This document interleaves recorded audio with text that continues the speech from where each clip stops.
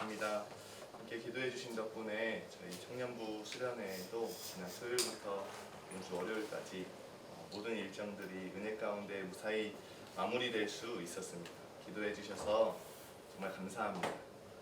한 가지 양해의 말씀을 구해야 될 것은 제가 지난 국내 선교 준비 모임 그 기도회 때부터 목이 이렇게 가시기 시작하더니 이번 수련회 때 완전히 가셨습니다. 그래서 이따가 찬양이나 기도회를 할 때 크게 소리를 내기가 조금 힘이 들 수 있다는 점, 최선을 다하겠지만 어려울 수 있다는 점 양해해 주시기 바랍니다. 오늘은 내가 만든 신이라는 제목으로 하나님의 말씀을 한번 살펴보려고 합니다. 지난번에 이어서 이 데칼로그 두 번째 말씀의 시간을 가지려고 하는데요. 본문은 새긴 우상을 만들지 말고 어떤 형상도 만들거나 그것에 절하지 말고 그것을 섬기지 말라라고 이야기하고 있습니다. 쉽게 말해서 우상을 만들고 섬기는 것에 대해서 이야기하고 있는 것입니다. 지난번에 살펴봤던 이 10계명의 첫 번째 계명을 전체 10계명의 주제 말씀과 같다라고 한다면 오늘 본문인 이 10계명의 두 번째 계명은 다른 우상들에 대해서 말하고 있습니다. 첫 번째 계명에서 다른 신들을 섬기지 말라라는 것과 또 다른 우상을 만들지 말라, 이것이 조금 헷갈릴 수 있겠다라는 생각이 들었는데요. 여기서 첫 번째 계명에서는 신들을 말하고요. 영적 차원에서의 모든 것들을 포괄하는 개념이라고 한다면 두 번째 계명에서의 우상들은 새긴 우상, 다른 어떠한 것들의 형상이라는 차원에서 이 땅에 있는 피조 세계적 차원에서의 것들 우상적인 개념들로 생각해 볼 수 있을 것 같습니다. 먼저 본문은 사람이 왜 우상을 만드는지에 대해서 4절의 가장 앞에서 그 이유를 말하는데요. 4절 말씀 우리 함께 읽도록 하겠습니다. 너를 위하여 새긴 우상을 만들지 말고 또 위로 하늘에 있는 것이나 아래로 땅에 있는 것이나 땅 아래 물속에 있는 것에 어떤 형상도 만들지 말며. 사람이 왜 우상을 만드는지에 대해서 본문은 첫 번째부터 이야기해주고 있습니다. 바로 너를 위하여, 나 자신을 위하여 이 우상들을 만든다는 것입니다. 그리고 이렇게 자신을 위하여 우상을 만드는 것에 대해서 본문 5절에서는 또 다른 차원의 의미로 이렇게 이야기합니다. 본문 5절 말씀입니다. 함께 읽겠습니다. 그것들에게 절하지 말며 그것들을 섬기지 말라. 나 내 하나님 여호와는 질투하는 하나님인즉 나를 미워하는 자의 죄를 갚되 아버지로부터 아들에게로 3, 4대까지 이르게 하거니와. 본문은 이 새긴 우상을 만드는 것이, 그리고 그 우상들을 섬기는 일이 곧 자신을 위한 일이고 이것이 하나님을 미워하는 일이라고 표현합니다. 자신을 위하여 우상을 만드는 것, 그것은 나를 사랑함으로 말미암아 하나님을 미워하는 개념으로까지 이야기할 수 있다는 것입니다. 오늘 설교 제목인 내가 만든 신이라는 이 제목을 많이 들어보셨을 텐데요. 팀 켈러 목사님의 책을 차용해서, 책 제목을 차용해서 온 것입니다. 팀 켈러 목사님은 이 책에서 이렇게 말씀하십니다. 우리는 우상을 나쁜 것이라 생각하지만 그 자체가 나쁜 경우는 거의 없다. 더 좋은 것일수록 그것이 우리의 가장 깊은 욕구와 희망을 채우리라는 기대도 커진다. 무엇이든 가짜 신이 될 수 있으며 특히 삶의 가장 좋은 것일수록 더 그렇다. 우리가 단순히 우상을 나쁜 것이라고 섣부르게 판단해서는 안 된다는 것입니다. 그 우상들은 실제로는 좋은 것일 수 있다는 거예요.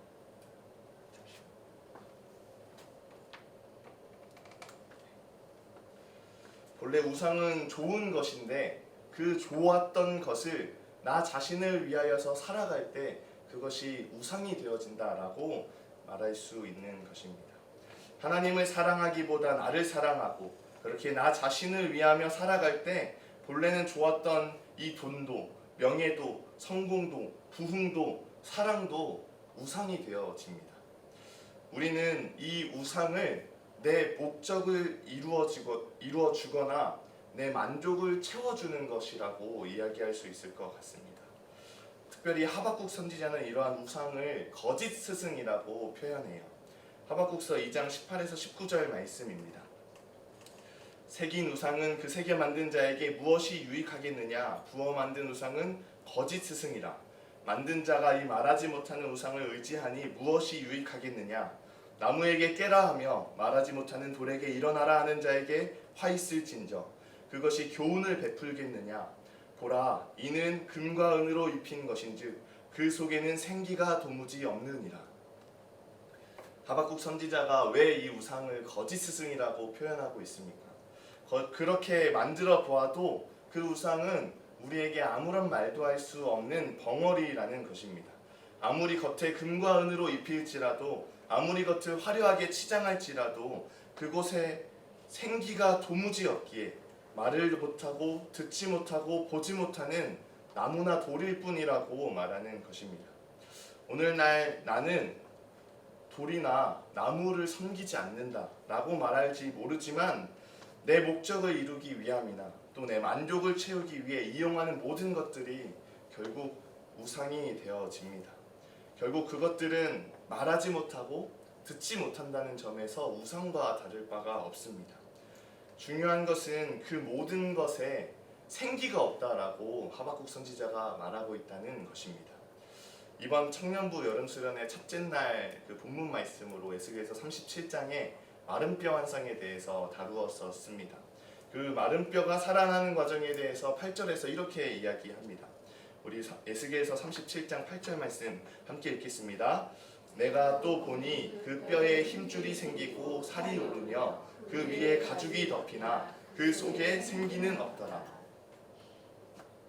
이스라엘로 비유되는 이 마른 뼈가 살아나는 과정은 뼈에 힘줄도 생기고 살이 덮고 또 가죽이 덮지만 그 겉모습이 완성되는 것에서 이스라엘이 살아난다고 이야기하지 않는다는 것입니다. 겉으로는 그럴듯해 보이지만 하나님은 그 상태가 살아있다라고 말하지 않으신다는 겁니다. 그 속에 생기가 없기 때문에 그렇습니다. 하박국 선지자도 이 우상들의 생기가 없다라고 이야기하죠.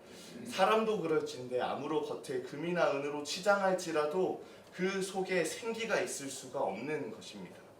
놀라운 것은 이 생기 없는 우상들의 모습과 또 생기 없는 메마른 뼈와 같은 인생들의 모습이 너무나 닮아 있다라는 것입니다. 결국 본질적으로 그 가운데 생기가 없는 그러한 모습들을 가지고 있다는 것입니다. 우리 사랑하면 닮는다고 하잖아요. 여러분은 누구를 가장 닮아가고 계십니까? 저는 개인적으로 제가 아내와 정말 다르게 생겼다고 생각합니다. 그래서 가끔 아내와 정말 닮았다고 누군가 이렇게 얘기하면 정말 깜짝 놀랍니다. 아니 이렇게 다르게 생겼는데 어떻게 그렇게 닮았다 이야기할까? 네, 생각해 봅니다. 여러분은 어떠신가요? 여러분은 누구를 닮아 계십니까? 지금 집이나 직장에 있는 그분을 닮아가고 계시다고 말하면 기분이 언짢으시겠죠. 우리는 이 부부관계의 사랑을 넘어서는 것을 찾아 생각해 보아야 해요. 우상을 통해서 내 목적을 이루거나 내 만족을 채우려고 할 때 그 과정에서 우리는 결국 이 우상과 같이 메말라가고 있는 나의 심령을 보게 됩니다. 눈이 있어도 보지 못하고 귀가 있어도 듣지 못하며 입이 있어도 말하지 못하는 저 우상과 같이 된다는 것입니다. 본래 온 땅을 다스리는 하나님의 형상대로 지음받았던 우리가 하나님의 형상을 잃어버리고 그 우상들의 형상과 같이 된다는 것입니다. 자기를 위하고 자기가 더욱 풍족하게 되기 위하여서 넘치게 되기 위하여서 우상을 만드는 그 인생은 결국 메마른 삶이 되어버린다라는 것을 살펴보게 됩니다. 그래서 이번 수련회에서 정말 간절하게 외쳤던 것은 우리가 생생한 그 하나님과의 만남이 필요하다는 거였습니다. 내 삶이 어느 순간 메말라버리고 말았다면, 내가 저 우상과 같이 보지 못하고 듣지 못하는 존재가 되어버렸다면 내가 보기를 원하고 듣기를 원한다고 구해야 한다는 것입니다. 어느덧 내가 이렇게 나와서 예배를 드릴 때조차도 나에게 종교적 형식만 남아있고 육신만 이곳에 있고 내 마음은 저 다른 곳에 가 있다면 어떻게 그것을 예배라고 할 수 있겠습니까?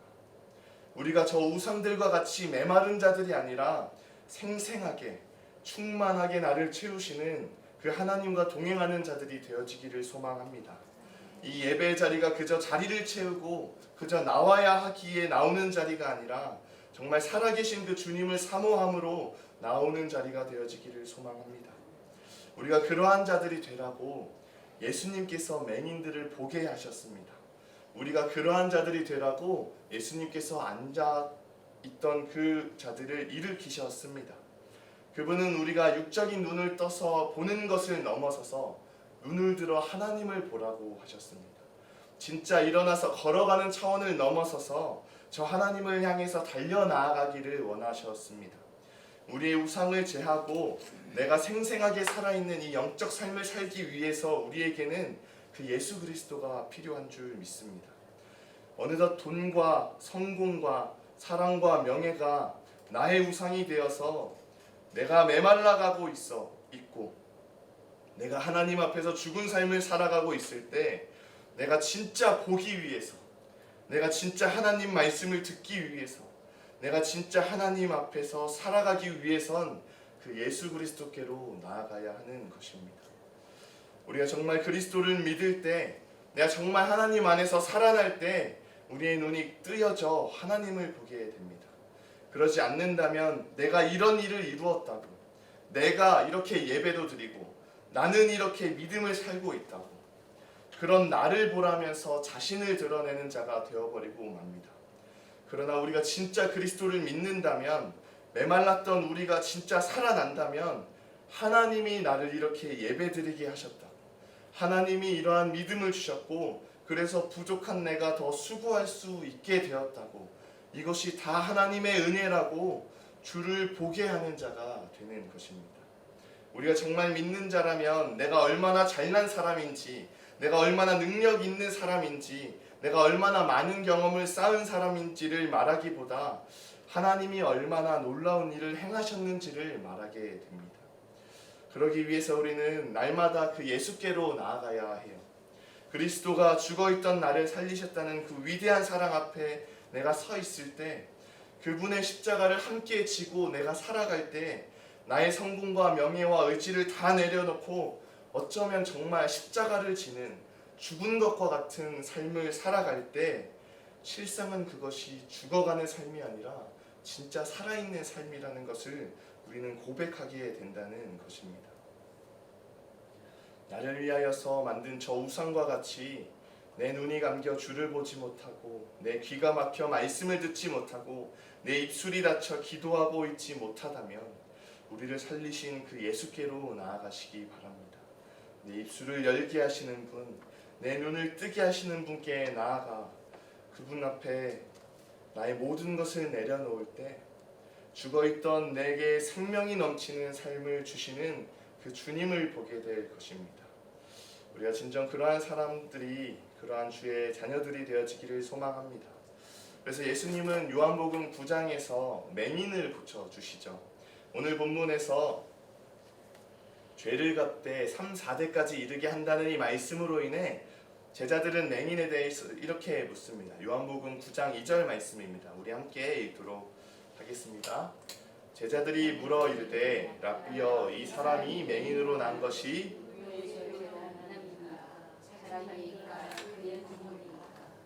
그러자 예수님이 이렇게 말씀하십니다. 3절 말씀입니다. 예수께서 대답하시되 이 사람이나 그 부모의 죄로 인한 것이 아니라 그에게서 하나님이 하시는 일을 나타내고자 하심이라. 앞서 말씀드린 것처럼 성경에 나오는 수많은 맹인과 안진뱅이, 나병 환자들, 귀머거리들이 예수님 앞에 나올 때 예수님은 그들을 고쳐주세요. 그들이 마치 저 생기 없는 메마른 우상과 같이 되었을 때 그러한 그들을 회복시키실 수 있는 분이 예수님이시라는 것을 우리에게 보여주십니다. 이 맹인 역시 마찬가지였습니다. 그런데 그러한 그를 통해 예수님께서는 분명하게 보이세요. 보게 하시고 듣게 하시고 일어나게 하시며 하나님을 보이시는 것입니다. 예수님은 그 맹인을 통해 하나님의 일을 나타내고자 함이라고 말씀하시면서 5절에서 스스로를 세상의 빛이라고 표현하십니다. 그리고 그 맹인이었던 자에게 실로암 못에 가서 씻으라 말씀하세요. 이 맹인이었던 자는 실로암 못에서 씻고 돌아갑니다. 그런데 이 일이 안식일에 이루어지자 바리새인들이 이 맹인을 추궁하기 시작하는 거예요. 계속해서 네가 어떻게 보게 되었냐, 너는 그를 어떤 사람이라고 이야기하냐고 묻기 시작합니다. 이미 그들은 예수를 따르는 자들을 출교하기로 결의하였고 그 맹인에게 예수는 죄인이라고, 그런데 너는 그를 누구라고 고백하냐고 묻고 있었습니다. 그런데 그는 이렇게 이야기합니다. 대답하되 그가 죄인인지 내가 알지 못하나 한 가지 아는 것은 내가 맹인으로 있다가 지금 보는 그것이니이다. 이제야 눈을 뜨게 된 그는 이 출교의 위협과 압박 속에서 그분이 행하신 일을 말합니다. 그 맹인이 예수님을 만났나요? 그 맹인이 예수님을 만났습니다. 그런데 그 맹인이 예수를 보았습니까? 그 맹인은 예수를 보지 못했어요. 그저 말씀을 따라 실로암 못에 가서 씻고 보게 되어 돌아갔을 뿐입니다. 그런데 맹인이 지금 무엇을 보고 무엇을 말하고 있습니까? 맹인은 지금 빛을 보고 있습니다. 세상을 환히 밝히고 있는 저 빛을 보고 있어요. 그리고 그 빛 너머에 계신 예수를 보고 있습니다. 나는 세상의 빛이라 말씀하셨던 그 예수 그리스도를 그는 보고 있는 것입니다. 평생을 보고 싶어 했던, 보는 것이 소원이었던 이 맹인은 보는 것이 중요한 것이 아니라 보게 하신 분이 누구이신지가 더욱 중요하다라는 것을 고백하였던 것입니다.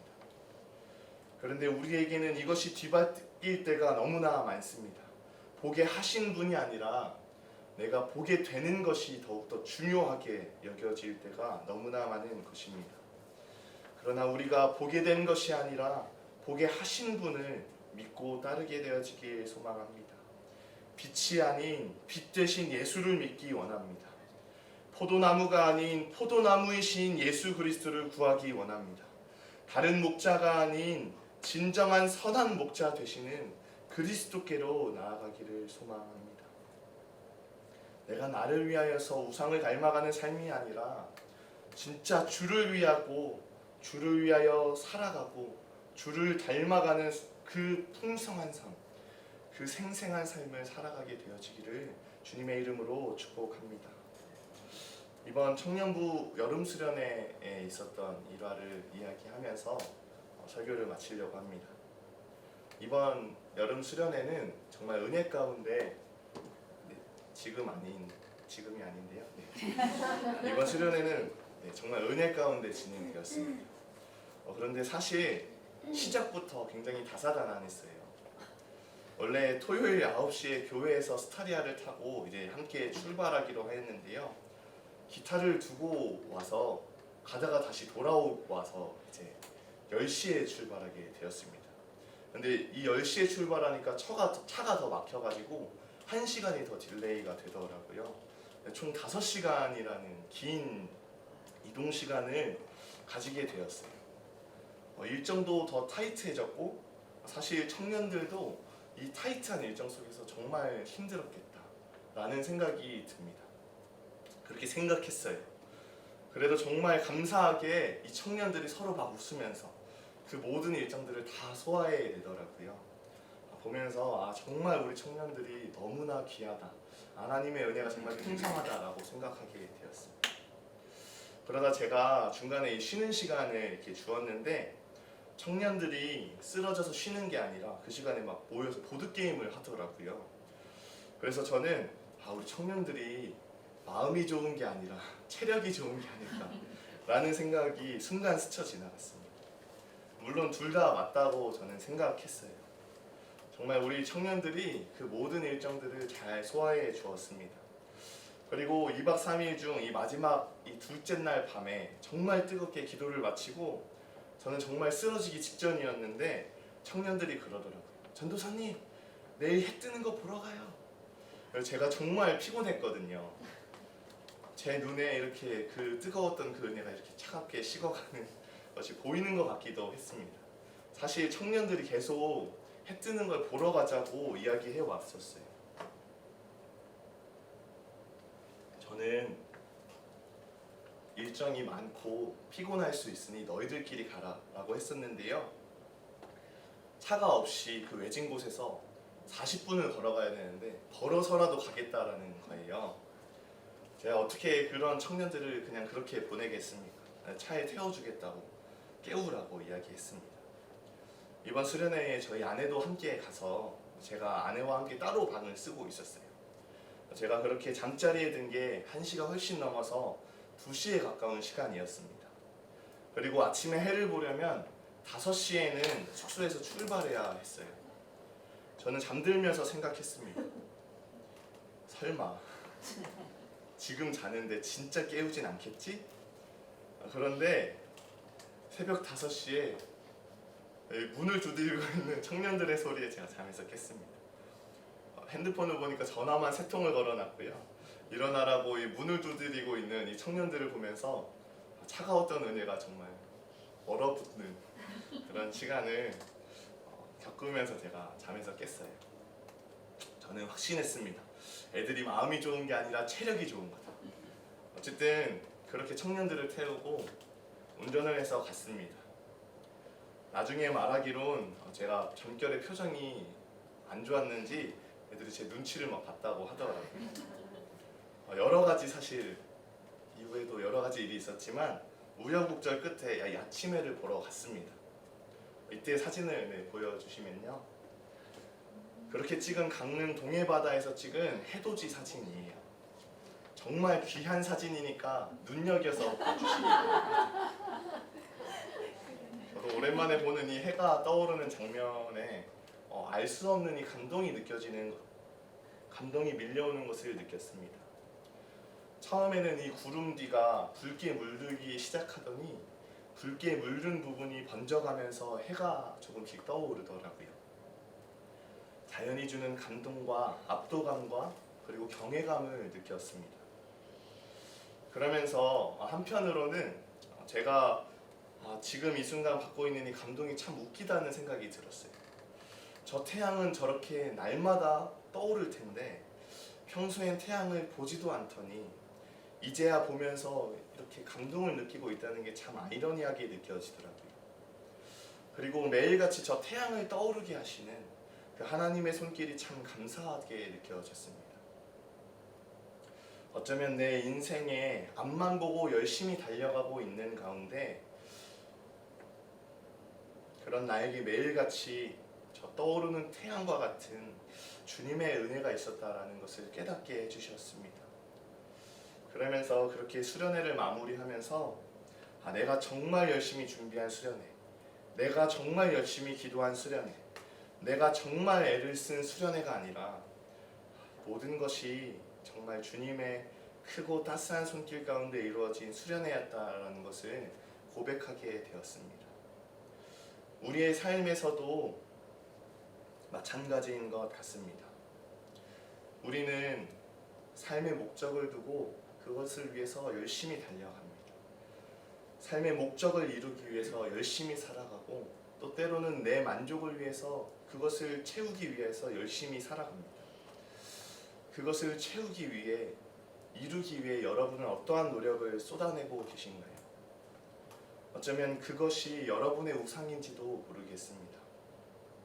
저도 이렇게 수련회를 준비하고 또 이렇게 말씀을 준비하고 이 모든 것들을 감당해 갈 때 나 정말 하나님을 위해서 이렇게 수고하지 않냐고, 내가 정말 당신을 위해서 이렇게 애를 쓰지 않냐고 이야기하지만 그것이 어쩌면 나의 노력일 수도 있다는 것입니다. 어쩌면 그것이 나의 우상인지도 모릅니다. 우리가 오늘 이 시간에 나의 그 모든 우상을 다 내어버리고 그리스도께로 나아가게 되어지기를 소망합니다. 나의 온전한 목적이 되시고 만족이 되어주시는 그분께 나아가기를 소망합니다. 이미 이루셨고 이미 채우시는 그 예수 그리스도를 신뢰하여서 나의 모든 우상을 무너뜨리시는 주님, 메말랐던 내 마른 뼈와 같은 인생 가운데 나에게 풍족하게 하시고 진짜 그 사랑이 무엇인지 소망이 무엇인지 참 빛이 누구인지를 알게 하시는 그 주 안에서 기뻐하고 감사하며 살아갈 수 있는 저와 여러분이 되어주시길 주님의 이름으로 축복합니다.